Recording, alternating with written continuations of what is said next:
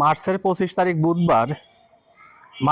তারিখ বুধবার দৌলতদিয়া ফেরিঘাটে যে বাস দুর্ঘটনা হয়েছে, অর্থাৎ যে বাস পদ্মা নদীতে পড়ে গিয়েছে, সেই নদীতে আমাদের এলাকার একটা ছেলে ছিল, অর্থাৎ আমাদের সোনাতন্দি গ্রামের একটা ছেলে ছিল। সেই ছেলেটা আমাদের উপজেলা স্বাস্থ্য কমপ্লেক্স, যেটা অর্থাৎ আমাদের দাঁড়িয়াপুরে অবস্থিত, সেই উপজেলা স্বাস্থ্য কমপ্লেক্সে ভর্তি আছে। এখন সে ছেলের কাছে যাব, ছেলের সাথে বিস্তারিত আলাপ আলোচনা করব, কিভাবে কি হয়েছিল বিস্তারিত আপনাদেরকে জানানোর চেষ্টা করব। তাহলে আসুন একটু ভিতরে যাই। তাহলে আসুন ভিতরে প্রবেশ করা যাক। আমি এখন আছি হাসপাতালের ভিতরে, অর্থাৎ বেডে যেখানে সেই রোগীটা এখানে আছেন। আসুন কথা বলে বিস্তারিত আপনাদেরকে একটু জানানোর চেষ্টা করি। আচ্ছা ভাই, আপনি যে বাসে ছিলেন, এই বাসটা কি হয়েছিল একটু বলেন তো দেখি। আমি বাসে উঠেছি, তারপরে আপনি ঘাট থেকে উঠেছিলেন? ও, এই দিক থেকে ওঠেন নাই? আমি তো বাইলেখান দিয়ে যাচ্ছিলাম। ও, আপনি বালিয়াকান্দি হয়ে যাচ্ছিলেন। আপনার বাড়ি তো সোনাতন্দি, আপনি ওদিকে কি কারণে গেলেন? আমি এমনিতে বাইলেখান দিয়ে একবার আপনার গাজীপুর যাবো তো। জি জি জি। গাজীপুরে এমনি সোজা ওই রোডে গেলে পরে সোজা হয়? ওই গাড়িতে গেলে? আচ্ছা, কি হয়েছিল একটু বলেন তো দেখি। বাইলেখান দিয়ে ঘাটে গেছি। ঘাটে যাওয়ার পরে একটা টিকিট পাইছি, 280 টাকা নিয়েছে আমার কাছ থেকে। গাড়িতে ওঠার পরে জি পরে ওই গাড়ি আস্তে আস্তে আসতেছে, রামের রয়েছে আস্তে আস্তে ঘাটে ঢুকতেছে। জি। আমার একটা গাড়ি ওই ফেরি লোড হয়ে গেছে। লোড হয়ে যাওয়ার পরে আমার গাড়ি আর জায়গা পাইনি লোড হতে। জি জি। পরে ওই গাড়ি ব্যাগ দিয়ে জায়গা মতন সিরিয়াল করে রাখছে। আরেক গাড়ির ফেরি আইছে, আরেক গাড়ি উঠবে। ও, ফেরির গাড়ি আর কি উপরে উঠবে, আর আপনাদের গাড়ি সাইড দিচ্ছিল?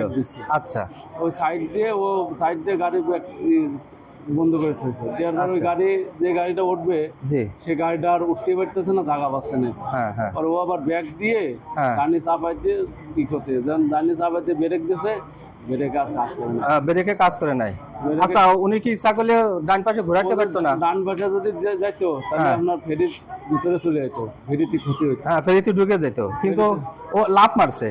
আমি সংবাদে জানতে পারলাম যে ড্রাইভার লাফ মারছে, চেষ্টা না করে লাফ মারছে। আচ্ছা, আপনি কি পানির তলে চলে গিয়েছিলেন নাকি?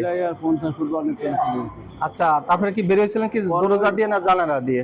গাড়ি যখন অর্ধে ফেরির পল্টনে পার চলে গেছে, গাড়ি যখন বাইক চাপ দিছে, জি জি, তখন আমি জানলা ধরেছিলাম।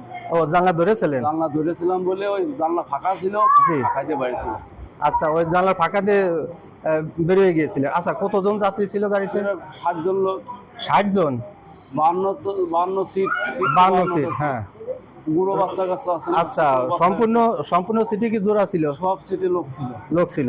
Engine cover. আচ্ছা, কয়জন বেরোতে সক্ষম হয়েছিল বলতে পারবেন? আমি তো যখন বাড়িতে তখন 5-6 জন লোক ছিল। 5-6 জন। আচ্ছা, আপনি তো আমি যখন উপরে উঠে আইছি তখন আর কি হয়েছে, আমার নিজের পরে হাসপাতালে লোক আইছে। আপনার কি নিজস্ব করে লোক ওখানে ছিল? না, আমার বড় ভাই নাম্বার দিছিলাম। জি জি। ফোন দিছিল ওই ঘাটে, আমার বড় ভাই গাড়ি চালাইতো। জি জি। ওই গাড়ির ফোন দিছিল, টিকিটওয়ালা ফোন দিয়ে ওইটা আমার।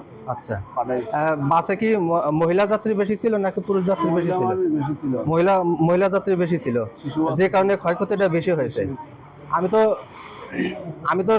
আমি তো সকালে সংবাদে জানতে পারলাম যে 20 জন মতো আর কি, আমি সংবাদে দেখতে পেলাম যে 20 জন মতো আর কি লাশ হয়েছে। আচ্ছা, গাড়িটা তো উঠানো হয়েছে, তাহলে লাশগুলো কি ভিতরে ছিল নাকি? আমার মনে হয় কি লাশ সব পল্টনের ভিতরে চলে গেছে। পল্টনের তলে? আমি যদি আজাদ ওই পাশে যাই, তাহলে আর আমি আর বেরোতে পারেন না। আমি পল্টনের ভিতরে চলে যাই। পল্টনের ভিতরে গেলে তো বেরোনো সম্ভব না। পল্টনের ভিতরে গেলে আমি বেরোবো কি? পল্টনে তো চারপাশে এরকম গৃহ করা, কোন পাশে আমি বেরোবো? আচ্ছা আচ্ছা। আমি তো পল্টনের ভিতরে শেউলির ভিতরে আমার চোখ দেখতে। আপনাদের পরিবার থেকে কি আপনি একাই ছিলেন? আমি একাই ছিলাম। আচ্ছা, আলহামদুলিল্লাহ, শুনে খুশি হলাম। তাহলে তো আমি জানতে পারলাম যে এক ফ্যামিলি থেকে 3 জন 4 জন 5 জন পর্যন্ত মারা গেছে। আমার পাশে যে বিটি বসেছিল, ওনার একটা ভাই একটা বোন, ওনার ছেলে আর মা, একজন বাইসে আছে। একজন বাইসে আছে? খালি মহিলাটা বাইসে আছে, আর মানে সব চলে গেছে। তাহলে আপনি এই আমাদের দাঁড়িয়েপুরে হাসপাতালে এসেছেন কখন? আমি আসছি এখন 8টা বাজে তখন। না, রাত 8টা না সকাল 8টা? রাত 8টা। রাত 8টা। ওই জায়গা থেকে আমি যখন গাড়ি পাইছি গাড়িতে, অবদায় আইছি। জি, অবদায়তে এসে আমার বড় ভাই অবদায়তে নিয়ে এসে এনে বসে। আচ্ছা আচ্ছা, এই দুর্ঘটনাটা কখন ঘটে? আসরের আজান দেয় না? জি জি। আজানের 10-15 মিনিট পরে এই ঘটনাটা ঘটে। আসরের আজানের 10 মিনিট পরে? আসরের পর পর ঘটনা। আর গাড়ি উদ্ধার হয়েছে রাত 11:30 11:30টার দিকে। গাড়ি যখন পৌঁছে তখন তো মানুষজন আচ্ছা, ওই যে ফেরিতে ওঠার আগে যে যার পাশ দিয়ে আর কি যায়, যেটার পাশ দিয়ে যায়, ওইটা থেকে পানি কত নিচে হতে পারে? আইডিয়া 50 ফুটের নিচে না। 50 ফুটের নিচে না, তাই না? সংবাদে তো জানতে পারলাম যে 90 ফিট। 40 ফিটের কথা বলতেছে। 24 ফিট, হ্যাঁ 40 ফিট। যাই হোক, আল্লাহর কাছে লাখো কোটি শুকরিয়া যে আল্লাহ আপনাকে বাঁচিয়ে রেখেছেন। এজন্য আল্লাহর কাছে লাখো কোটি শুকরিয়া। যিনারা নিহত হয়েছেন তিনাদের আত্মার জন্য শান্তি কামনা করি।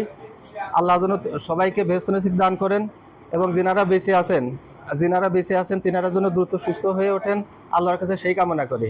তো সব ভালো থাকবেন। আসসালামু আলাইকুম। ওয়ালাইকুম আসসালাম। আচ্ছা।